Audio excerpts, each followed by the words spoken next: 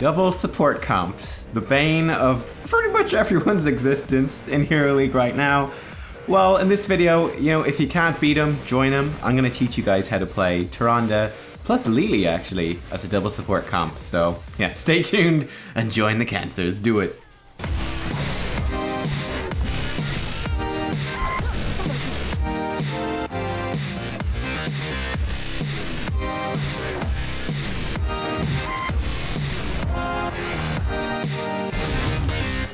Hey guys, Nubkeks here and welcome to the draft. As always, we do have timestamps in the description so you can hop around to the game if you want to skip the draft, though it is a pretty good draft, so I'd recommend sticking around for it to pick up some extra tips if you like.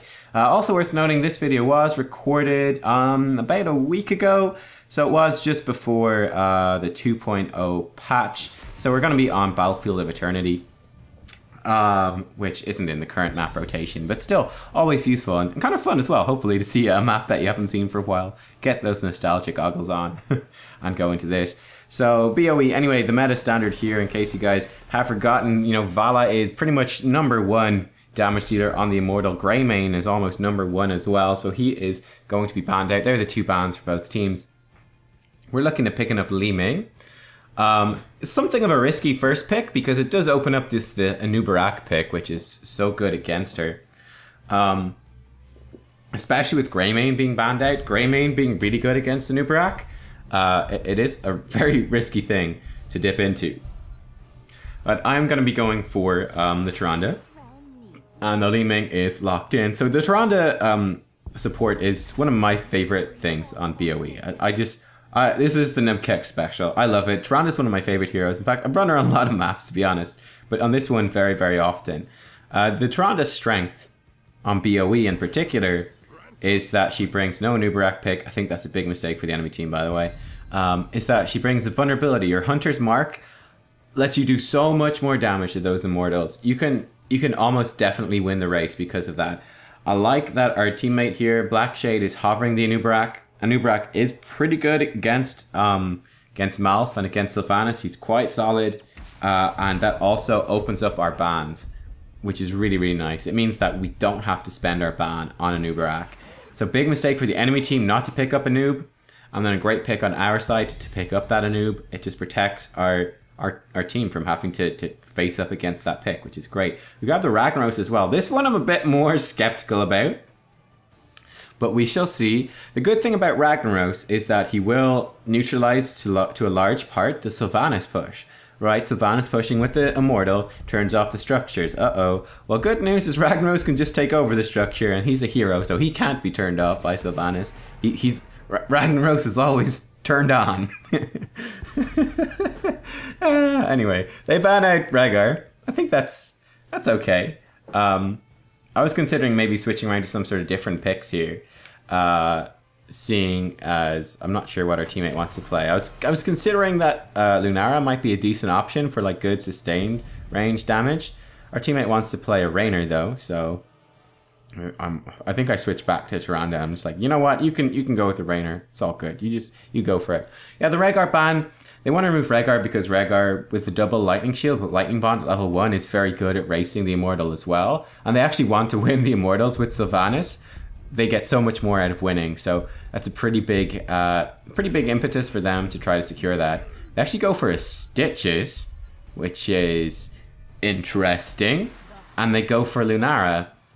Yeah, I'm not a huge fan of that. I mean, that's my pick, which is gone. Feels bad, man. So it's a bit of a pity. But, okay, so Stitches, they do have the Malf roots to follow up. However, that's kind of all they got. That's kind of all they got. Sylvanas and Lunara, neither one are particularly good at following up on a Stitches hook.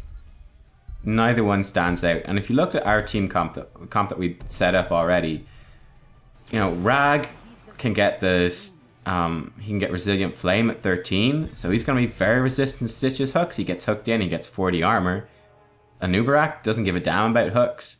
Li Ming is, well, she's got teleport, and she's also really hard to hit. So, not sure about the Stitches. And not sure about the Lunara pick with it. Now, once they hit level 7, both Sylvanas and Lunara will do way more damage to the Immortals, so they will be pretty good at racing. But with the Tyrande grab here, we should have a very strong race ourselves. Enemy is very free to pick up kind of whatever they want here. And we did grab the Lily as the final pick. So we're going to see some beautiful Tyrande Lily double sport action. They actually go for a Sonya. And yeah, here we go, guys. I will see you in the game. I think an interesting draft. I think some mistakes from the enemy team. Nice solid draft from us. We'll see how it turns out. I'll catch you all in a second. Alright guys, and here we are in the game. As I said in the draft, in case you just skip it, interesting one here where the enemy team has gone for Stitches. They don't have a ton of follow-up. Worth noting at the end that the Sonya pick with the hook that Sonya can throw out as well does bring up a bit more of a better follow-up, so it should be pretty interesting. And yeah, you can see this was from, like I said too, this was from about a week ago. So this was right when the Lily train started going. So you can see I was kind of curious about it. But yeah, we're going to be running Tyrande and Lily. So we have a ton of damage, a surprising amount of damage on our team. I don't know if the enemy team is going to expect that. But Tyrande does good damage. Lily does even better damage. Tyrande brings a bit more CC and like kill pressure with her vulnerability with Hunter's Mark. That's what she brings. Lily will do more damage and heal more. We'll create zone control with Starfall, and we'll get, you know, stuns and kill pressure with her vulnerability. It's kind of how those two sort of things work out. Now we should have a fairly awkward early laning phase. You can see we're just trying to heal up this Nubkeks, keep him healthy. Oh, that was lucky. That was very, very, very close. That was almost a very dead Tyrande right there. One of the things I do like to do with Tyrande is actually spend mana quite freely and quite aggressively in the early laning. I'm going to heal up the Lily again as well and just try to be doing some extra damage. Stitches is actually doing a good job with his hooks. He's been aiming those pretty well so far. Yeah, on Battlefield in particular, I like to spend my mana aggressively and just burn through like my whole mana bar at about this timer here. So what's that, like 2 minion waves? I like to burn through the whole thing in 2 minion waves. Then I like to Hearthstone back. Then the first Immortals should spawn at 1 minute 30. Or well, their timer should activate 1:30. So we'll be back right in time for the Immortal spawn. There you go. Immortal spawning in 15 seconds. We're back with effectively full mana. You never want to stay, by the way, until you've got full mana in the starting area, because your mana regen will recoup most of it by the time you get there. So like by the time we cast a spell, we're probably going to be on full mana again here. Maybe missing like 1 or 2. Hey, there, look at that. Beautiful. That's why you don't stay too long at the starting area. I wish I could say I did not plan that. That just kind of happened. Sonya is on defensive duties. Both teams racing here, and we are slightly ahead by 1,100 points. Gonna come over. We got Hunter's Mark up as well. Gonna throw out a heal on that Nubkeks. Throw out our Hunter's Mark on this. Unfortunately, the enemy team is going to invade because we are winning here. And they block a lot of the damage, so we don't get the value of that Hunter's Mark. It's a nice invade from them. Nicely done. One of the enemy team members is behind, still racing. We're going to turn around. We're going to be able to do this. Going to Hunter's Mark this now, right at the end. Get a bit of extra damage out, and we do win the race with 631. So you can see there, we were 1,100 ahead. It was a very nice invade from the enemy team, which pushed us back. And they actually caught up 500 hit points on the Immortal. Wasn't enough to win it, but it's enough to create some pressure. I think it's a really good move. In terms of my talent build in Tyrande, I pretty much always go for the same one. So at level 1, Empower. When we hit a hero with our W, with our Sentinel, the owl that we throw out across the map, which gets vision and does a little bit of damage, it reduces all of our cooldowns by 2 seconds, which is quite nice. On top of that, I grab Pierce at level 4, which, hilarious, is broken on the talent calculator I'm looking at. You'll see that in the end of the video. But this makes our Sentinel, it will pierce through all enemy heroes. It won't stop. Normally it stops on the first hero you hit. Now it will hit all of them. So for example, right there, we hit 2 heroes with our Pierce. So we get a total of 4 seconds of cooldown reduction because we hit multiple heroes with our Sentinel. And it just gives us more vision and does kind of more damage. It's pretty nice. Nice move there by the Lunara. If she had stayed and got hit by that stun, we could have probably killed her. So it's actually good, smart of her to back off. Again, this is another good example of just burning through all my mana and gonna Hearthstone. You have to be very conscious of your mana when you're playing the Tyrande. You will run out. She burns through it very quickly. Especially with the Pierce build where you're getting cooldown reduction. I play very much a cooldown reduction focused Tyrande build. So you want to be very aware of that. And you want to play around it. It's particularly good on Battlefield of Eternity where the lanes don't really matter. You can exploit it quite a lot there. Oh my god, Nubkeks. No, yeah, he's gonna die. We were close to being able to heal him. It's a bad stun attempt for me. He was looking more at the Anub and not at the team fight. It doesn't matter too much. We weren't going to follow up on that. I mean, Li Ming's got no mana. Lily doesn't have much either. With the Nubkeks being dead, you know, we didn't really miss out on kill potential. We just missed out on maybe a bit of a nicer trade. So it's a small problem, not a huge problem. Coming up to level 7, I think there's a couple of good options here. I do very much like to grab Lunar Momentum. That's by far my personal favorite, which is our basic attacks reduce our ability cooldowns by 0.6 seconds. So as posturing towards the bruisers, you really want to capture them before the second immortal phase here. But given that the immortal was spawning right there, it would have been a bad idea. You just, like, you never want to do that. If you're doing the bruisers as the immortals have spawned, you're going to lose the race. You're going to lose that whole phase. It's going to be a disaster. We're going to get the Lunar Momentum here. Both teams dead, even on XP. We do have Mercs pushing up towards the top, which isn't great for us. So we're going to go into defensive posture while people get over here. See, with the Tyrande, we're just waiting here. We're just waiting. We're going to pop our vulnerability on Stitches, help him take a whole bunch of extra damage from the Lily and from a Nubkeks. So we're able to push him back. Some nice pressure on him. Rag is fairly low. That's actually fairly decent engage from the Sonya. We miss our stun. So the W through. Sonya keeps chasing in. Good stun from a Nubkeks. Interrupts her whirlwind and she does go down, which is great for us. We get a good stun this time. Nice follow from Li Ming. And Li Ming actually picks up a kill there. Picks up another kill. Nicely done. Playing that really well. And with that, we're going to be able to invade here pretty aggressively onto this. Mr. Notorious comes in to try to defend, but he does not have enough heroes there in order to do so. And he gets wiped out. We trigger the halfway point on the Immortals. At this point, I actually should have Hearthstoned here. This is a little bit of a mistake. Yeah, this is a mistake.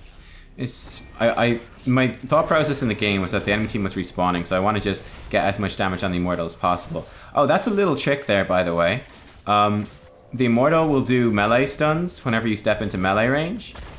It won't do them otherwise, and it will always do them. So it will do a melee stun, then it will never do melee stuns for the next 2 rounds of stuns.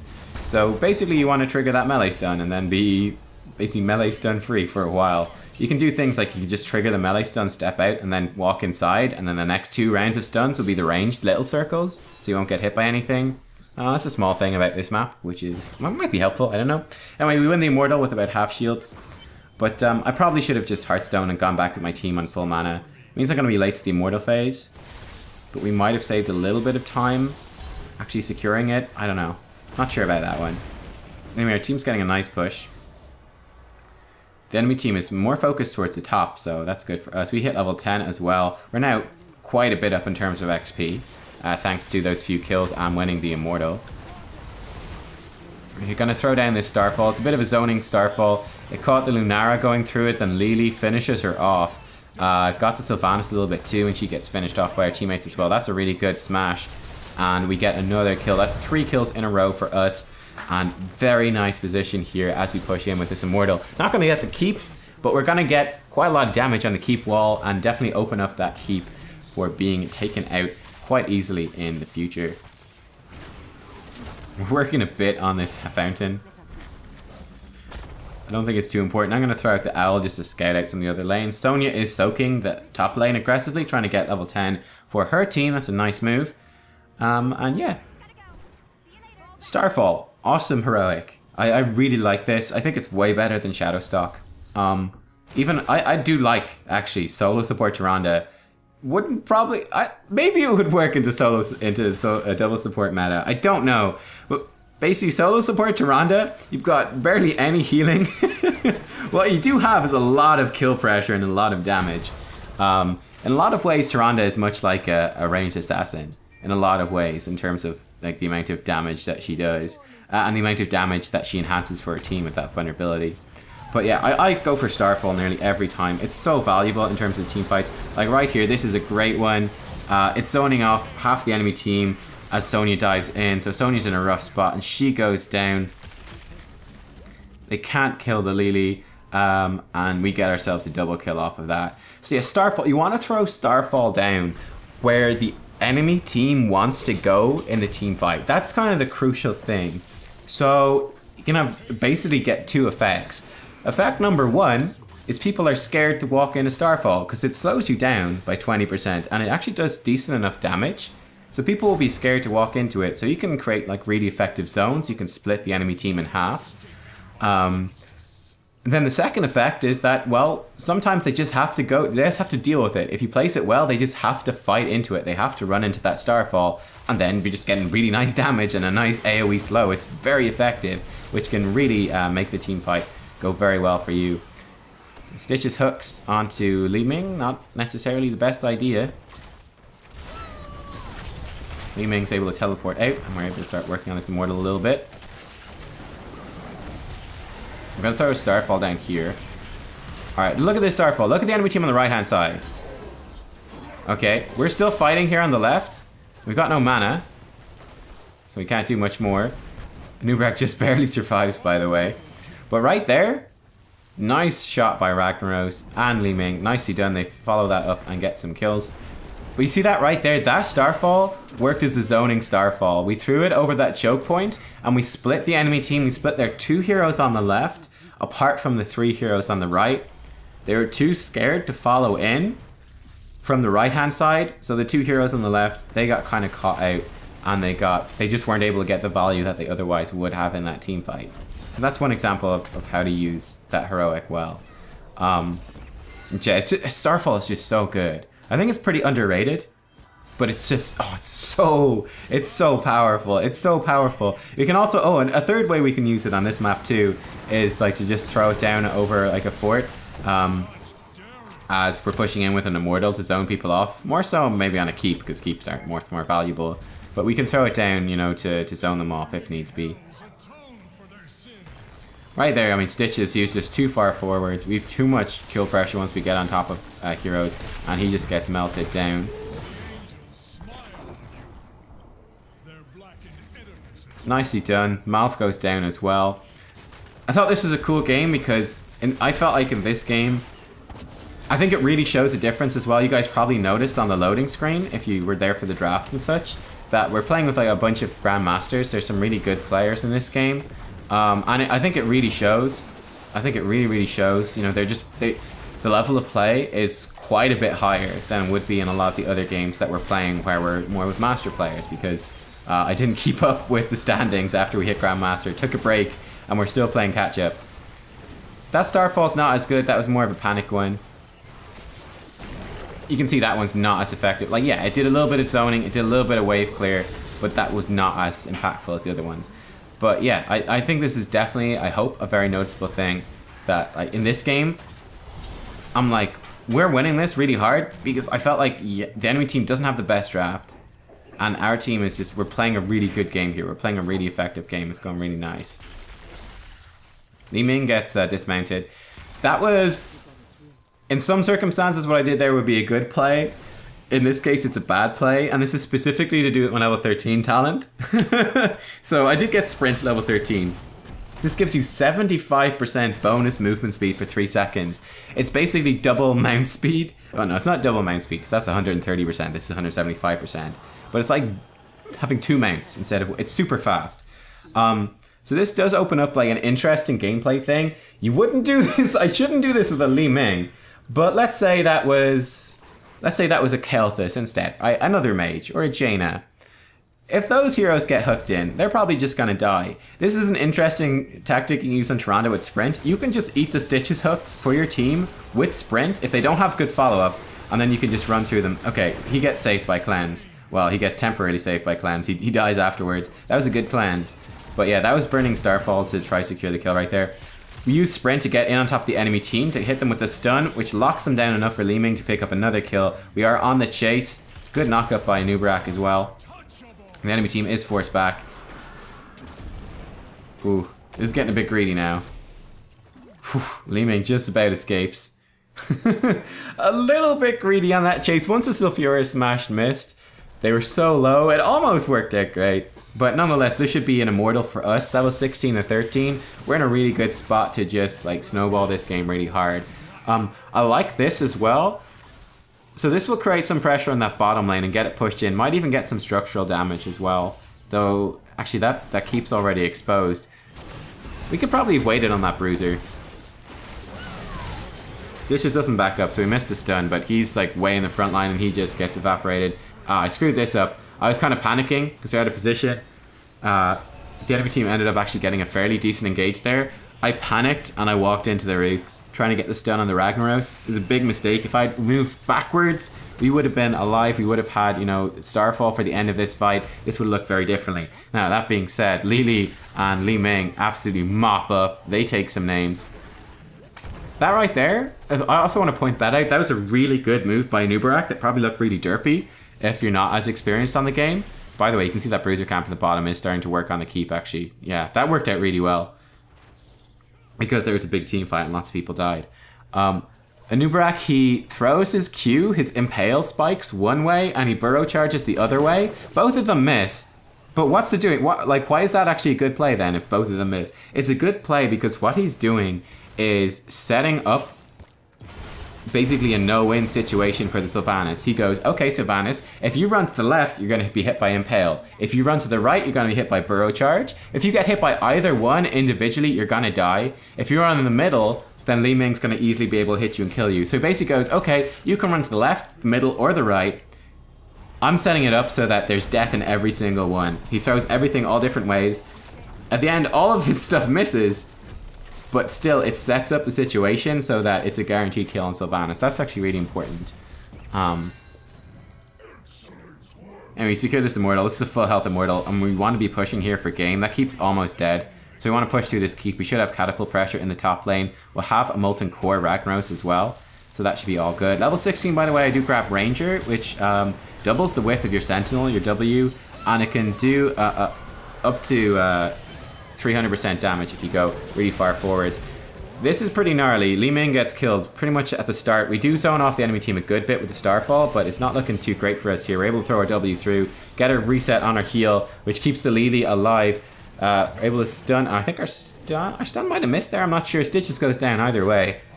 And that just about works out. The enemy team has had to stop and try kill the Immortal. So that is good for us. That was a pretty dodgy team fight. We almost made the sort of same mistake again here on the Tyrande, kind of panicking as the enemy team got a good engage.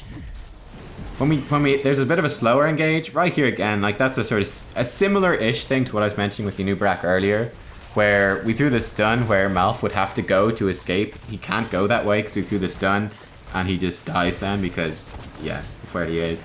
Anyway, only Sylvanas is alive. She's running away. Lily's on the chip. Lily's coming to get you, but they escape. And GG. I thought it was a really nice game. I think you could see like our team played a really good game there. Like everyone played a great game. The enemy team's draft was kind of dodgy. It had some weaknesses. Them not taking a Nubkeks, I think, set them up for a fairly weak game. We didn't make the end screen. No, that's just depressing. Lily gets Scrapper. She gets the team fight damage. That's kind of cool. But yeah, I do like, this is my favorite Tyrande build. Kind of like maximum cooldown reduction, maximum damage output. I think it's great. Yeah, you can see this is quite a bit before the videos we're doing at the moment. We're like a 1,000 or 1,500 points behind where we used to be. But our damage, as you can see, is quite significant. It adds up to quite a lot. And yeah, there you go. Awesome stuff. We'd actually fallen negative win rate for a little bit, and that was the game. Brought us back even. Hype. Great. So there you go, guys. That is Tyrande. Talent build should be up on the left, and there should be buttons up in a second on the right hand side to subscribe. Check out other videos. She's a great hero.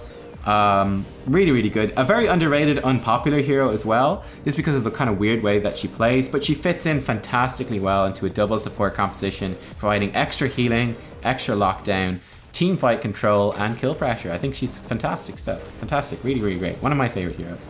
So guys, give it a thumbs up if you like the video, and check out some of that other stuff that should be there. And I'll see you all next time for more Heroes of the Storm. Oh, and other games sometimes too. Ooh, so exciting. Can't wait. See you guys. Bye.